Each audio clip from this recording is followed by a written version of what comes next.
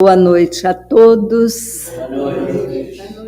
E que Jesus nos ampare, me intua, para que eu tenha tranquilidade e segurança para falar, porque sempre é como a primeira vez. E hoje, com o restinho de gripe ainda, a voz, o nariz, nessa vozinha meio de taquara rachada. A reflexão de hoje é no Evangelho segundo o Espiritismo, no capítulo 24. Não coloqueis a candeia sob o alqueire. Candeia sob o alqueire, por que que Jesus nos fala por parábolas? Candeia, vamos dizer assim, a simbologia, Jesus usava de simbologias para transmitir os seus ensinamentos. Porque muitas das vezes as pessoas, nós ainda não estamos preparados para compreender, para entender alguns dos seus ensinamentos. Então, ele usava de uma maneira muito serena, muito calma, muito pedagógica, muito didática, para transmitir os seus ensinamentos. Então, candeia,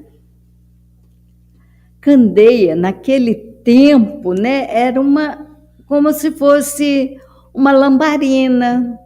Alguém aqui, né, deve ter conhecido uma lamparina. Eu conheci e vivi por algum tempo. Dizer que conhece por retrato. Por retrato, sei. É capaz até de desenhar uma. Eu lembro, né, quando criança, à tardinha, minha mãe, minha avó, fazendo aqueles cordões de algodão para pôr dentro da lamparina, com a querosene, para pôr o fogo, para iluminar a noite. De manhã o narizinho, né, tudo pretinho de cavalo. Mas a determinada hora era apagada. E tinha a vela, né, o lampião. Muitas casas, havia o local onde essa lamparina, essa luz era colocada. Assim, na época de Jesus, também tinham os locais para colocar. Seria hoje, naquela época, o lustre, o abajur. E as casas mais abastadas tinha mais de uma candeia, mais de uma vela. E a candeia era feita de algum material apropriado. E o alqueire era um cesto para guardar produtos secos, para pendurar em algum local para se colocar a candeia para iluminar. E aí, voltando, por exemplo, no meu tempo de criança, por que essa lâmpada, essa candeia? E os boiadeiros usavam o candeeiro, né? Que era alguma coisa maior para iluminar a estrada para o boi de carro, os animais seguirem aquela luz. Mas de uma forma muito clara, o que era essa luz? Por que que meus pais, os nossos pais, acendiam a luz à noite para clarear? Mas Jesus coloca essa luz como conhecimento, a luz do conhecimento, a luz da verdade para nós. Mas aí ele tinha que usar o símbolo para que as pessoas muitas das pessoas pudessem entender. Porque às vezes nem seus discípulos, no início, tinham condições de entender tudo o que ele falava. Falando dessa luz, dessa candeia, era mais fácil pôr uma luz para iluminar, para clarear. Mas clarear o quê? O que ele queria dizer? É o conhecimento. Não se acende uma candeia para colocar sob o alqueire, mas a coloca sob o candeeiro, a fim de que ela clareie todos aqueles que estão na casa. Não há ninguém que, depois de acendido uma candeia, a cubra com um vaso ou a coloque sob a cama. Se isso acontecer, vai pegar fogo, né, gente? E assim a nossa mente, depois de iluminada, adquirido um conhecimento, não tem como a gente passar uma borrachinha e acabar. Ontem eu sabia. na igreja evangélica, na igreja católica que eu fui criada, eu aprendi os 10 mandamentos da lei de Deus. Não, mas essa lei aqui é muito severa, não vou passar uma borrachinha. Não, ela permanece, esse conhecimento permanece. Com a evolução, a gente vai aprendendo, vai descobrindo que basta 2, né, gente? Amar a Deus sobre todas as coisas e ao próximo como a si mesmo. Mas voltando, São Lucas nos diz que não há ninguém que, depois de ter acendido uma candeia, a cubra com um vaso ou a coloque sobre uma cama, mas a põe sobre o candeeiro, a fim de que aqueles que entrem vejam a luz, porque não há nada que não deva ser conhecido e aparecer publicamente.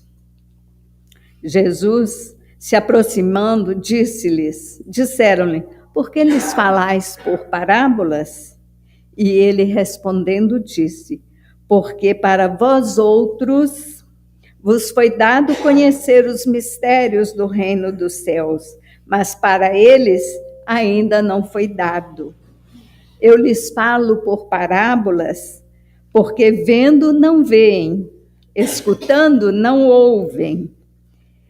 E olhareis com os olhos e não vereis, porque o coração desse povo está entorpecido e os seus ouvidos se tornaram surdos. E eles fecharam seus olhos, seus ouvidos, com medo de ouvir e ver aquilo que eles não queriam. É dar um ensinamento para quem não está preparado, porque eles não vão ouvir aquilo que o coração ainda não está preparado para aprender, para compreender. E estando convertidos, eu os cure. Então, gente, não adianta estar estudando. Ah, não, mas isso aqui eu não entendi, não quero saber, isso aqui está muito difícil, deixa para lá. Mas às vezes a dificuldade está na nossa capacidade de compreensão, de aceitação, de abrirmos mão do nosso egoísmo, da nossa vaidade, de não perdoar ao próximo. E aí, Jesus coloca que não se deve colocar a luz sob o alqueire enquanto ele mesmo a oculta, sem cessar. Não se deve colocar a candeia sob o alqueire, mas sob o candeeiro, a fim de que todos aqueles que entrem possam ver a luz. Não significa que é preciso consideravelmente revelar todas as coisas. Todo o ensino deve ser proporcional à inteligência daquele a quem é dirigido, porque há pessoas a quem uma luz muito forte ofusca o seu brilho sem as esclarecer. Essa aí, gente, quem não tem capacidade de entender, e às vezes quando vê alguém, percebe que alguém sabe mais, tem mais facilidade para falar, para discutir, para expor, para ensinar, aquele um fica ofendido. Não, fulano é muito parecida. Não, fulano acha que é dono da razão. Não volto lá mais não. Aquela pessoa é muito metida, se acha a dona da sabedoria. Mas é como abrir uma escola, chegar lá para a criança da primeira série, primeiro ano, né, que fala hoje, não sei, muda tanto a escola que a gente nem dá, quando a gente está fora, nem dá conta, né? Vamos falar primeiro ano. Chegar lá no primeiro ano e querer já de cara dar os fatos fundamentais de 7, 8, não tem como, tem que ser paulatino. Chegar na turma do ensino, no último ano do ensino fundamental, e dar lá as partes do corpo humano, o funcionamento de cada órgão, não vai entender, porque ele ainda não conhece nem a parte principal do corpo, como que vai o funcionamento do rim, do fígado e outras coisas. Vai ter que ser paulatino. E assim foi Jesus ensinando para os seus discípulos, para que depois eles espalhassem esse conhecimento. Jesus é maravilhoso, né, gente? Maravilhoso. Mas qual a prudência que manda ocultar determinados ensinamentos? Porque realmente não está preparado, como eu falei aqui agora, dos ensinos nas escolas. Mesma coisa é fundar uma escolinha evangélica, uma evangelização infantil num centro espírita. Pega as criancinhas pequenas e já vai chegando lá e falando dos profetas, que disse daquele, você não tem nem ideia de quem é Deus ainda formado, conforme a família de onde ele vem, né? Então, não frutifica, a criançada não fica, porque aquela professora, aquela tia fala umas coisas tão difíceis.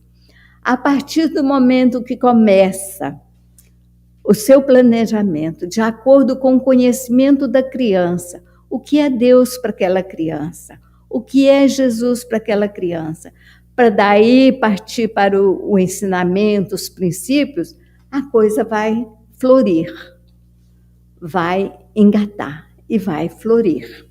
Quando tem crianças, né, gente, que muitas vezes não começa a escolinha, a evangelização infantil, por falta de crianças. Os evangelizadores estão aí, as evangelizadoras estão prontas, preparadas, mas cadê as crianças?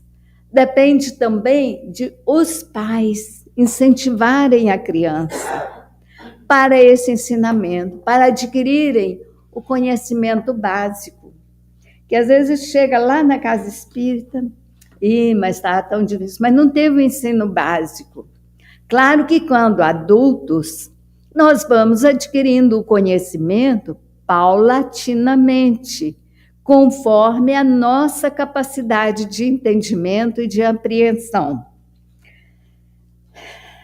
E da fé que cada um tem, da certeza de que a vida é uma eterna continuidade, que o conhecimento é um conhecimento eterno. Formei, agora acabou, não volto mais na escola, não estudo mais. E já li o Livro dos Espíritos todo, já li o Evangelho todo, já li o Pentateuco todo, não preciso estudar mais. Aí sim é que precisa estudar, porque cada vez que nós estudamos, nós descobrimos alguma coisa, algum ponto importantíssimo ali que, da outra vez eu não tinha percebido. Não é que isso aqui é assim, é melhor, é mais profundo. Descobre cada vez mais que é necessário cultivar a fé. Não tenho fé mais. A fé não acaba. Ela fica ali prontinha esperando. Jesus está ali prontinho esperando. Bata a porta que ele te atende. Hoje eu estava nervosa, eu estava falei com Deus que não precisa mais de mim, que eu não preciso dele. Deus me abandonou ou fui eu que abandonei? Ele vai me castigar ou sou eu que me propus o castigo? Da rebeldia, da revolta, da falta de conhecimento, porque tendo conhecimento sabe que aquela dor, aquela decepção, aquilo porque está passando é consequência dos seus atos. E Jesus diz que se o seu olho é bom, o seu corpo também será bom. Mas se o olho for ruim, acabou, porque o olho é a candeia da alma. E se essa candeia se apaga, vamos viver na escuridão.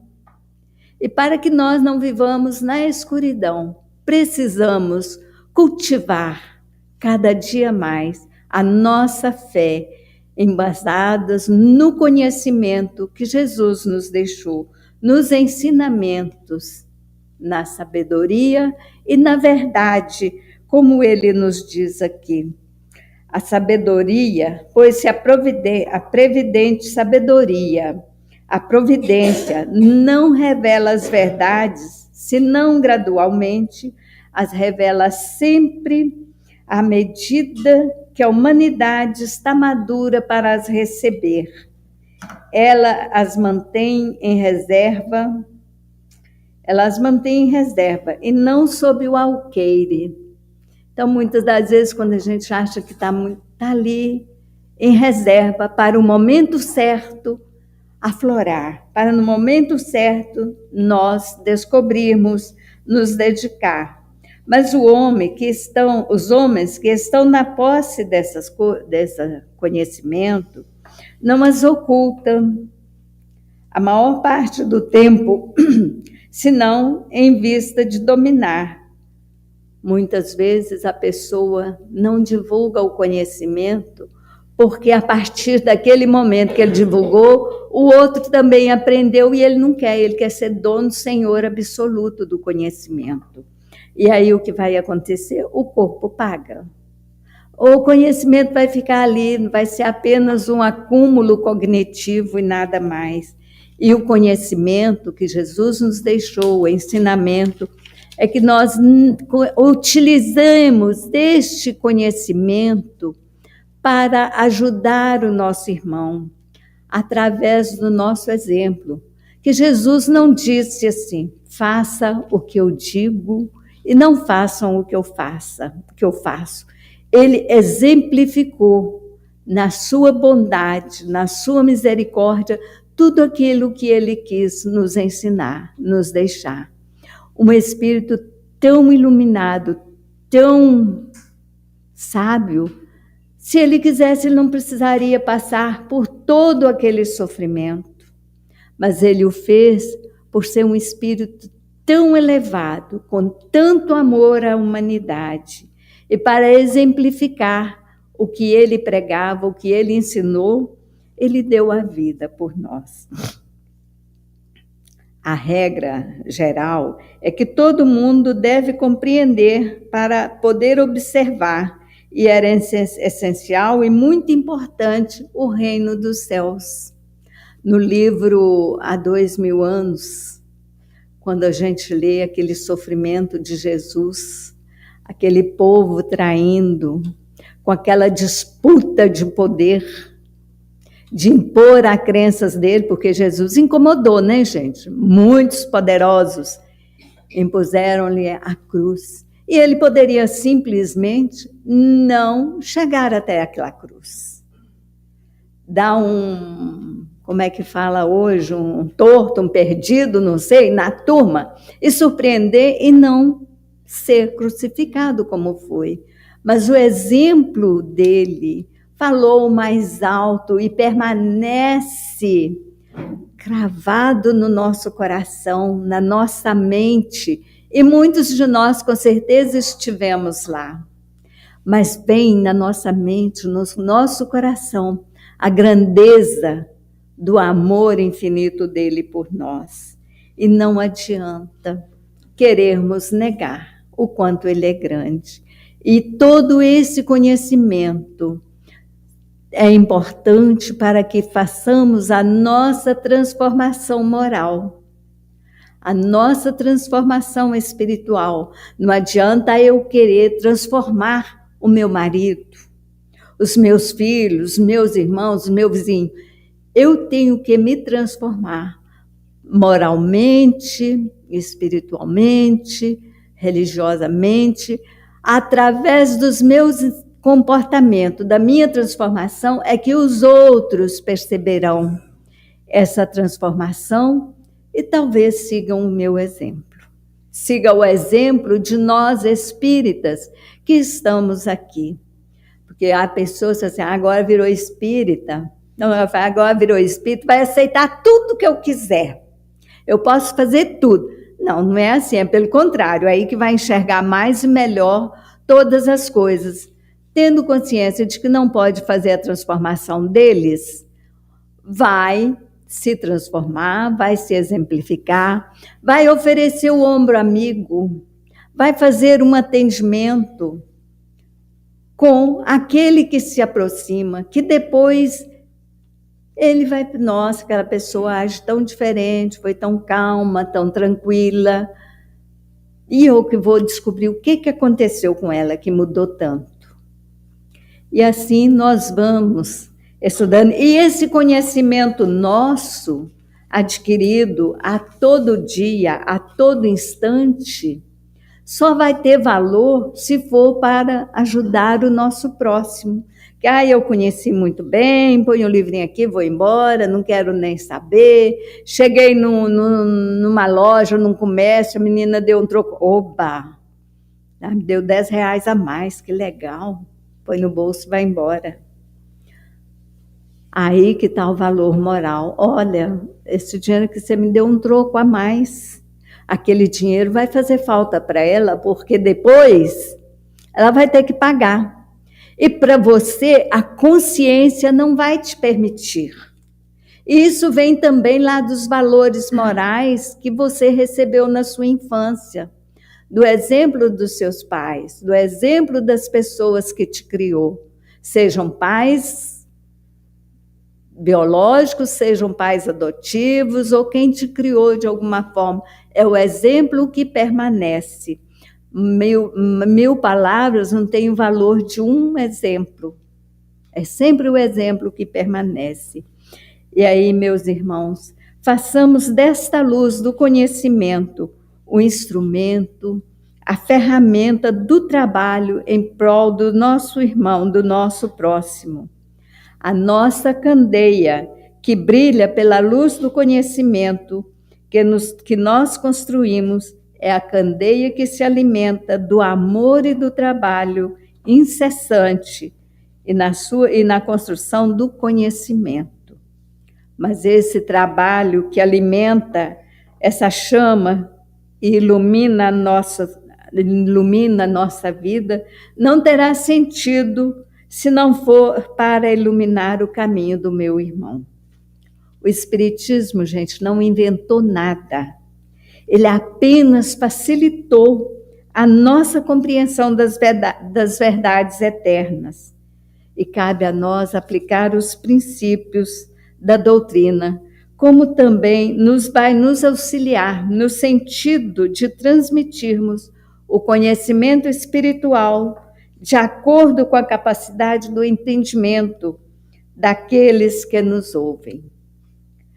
Nos iluminemos no conhecimento e no amor, para que sejamos farol a iluminar o caminho dos nossos irmãos. Muito obrigada. E que Jesus nos possamos sempre espalhar o conhecimento. Tem uma frase de Jesus que ele dizia assim, que os meus discípulos serão reconhecidos por muitos se amarem. Então, Jesus está mostrando ali que nós, enquanto cristãos, seguidores do seu evangelho, não é? Nós temos que ter alegria, nós temos que ter o nosso coração transbordando em gratidão, porque não combina com um cristão verdadeiro a depressão, a inconformidade, a não aceitação, porque nós sabemos que nada nos acontece sem que seja da permissão do nosso mestre. E como disse Paulo de Tarso, uma frase maravilhosa que eu gostaria que vocês guardassem. Se de tudo que vocês ouviram aqui hoje, essa frase ficar na mente, na memória e guardada no coração de vocês, tenho certeza que vai fazer muita diferença em todos os seus dias. Quando Paulo de Tarso diz assim, em tudo dai graças, porque tudo concorre para o bem daqueles que amam o Senhor. Então, meus irmãos, se nós amamos ao Senhor, se nós acreditamos na sua bondade e no seu infinito amor, vamos agradecer por tudo. Vamos procurar aprender com os nossos erros do passado, vamos procurar corrigir a nossa rota, se estivermos nos desviando do caminho do bem, mas vamos agradecer, porque até aquelas situações que nos trazem sofrimento e dor, elas são para nós um aprendizado para que nós possamos aprender como exercitar a obediência, a resignação, a paciência, principalmente diante daquelas situações não podemos mudar, que não está em nossas mãos.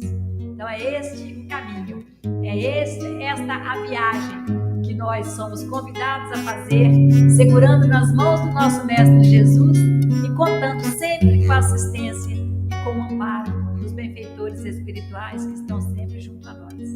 Então vamos agradecer a Deus por este ponto de luz, agradecer a Deus que nos possibilita estarmos aqui diariamente, semanalmente, mensalmente que seja, mas quando você chega nesta casa de oração, você sente as vibrações de amor, as vibrações de luz, de cura, de fortalecimento que a espiritualidade derrama sobre todos nós. Ajuda, Senhor Jesus, para que possamos manter as portas deste ponto de luz sempre abertas, para acolher a todos aqueles que por aqui passarem. Obrigada, Senhor Jesus, por estes momentos de paz, estes momentos de luz. Um ponto de luz no horizonte, a guiar o viajor cansado. Um ponto de luz no horizonte, a guiar o viajor cansado. Assim deve ser um templo de oração, a cumprir o desiderato cristão. O amai-vos e instruí-vos é importante, pois que eleva, pois que educa e nos faz mais cristãos.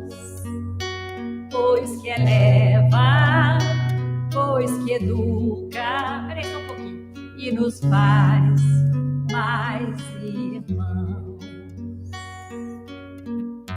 A não ser que você tenha outro compromisso agora de horário. Não, tudo bem. É porque agora eu convido a todos que puderem ficar, pode ir, vai com Deus, vai na paz, vai na bênção, viu, Sofia? Quem puder ficar, nós vamos fazer a nossa oração final lá na varanda, não é?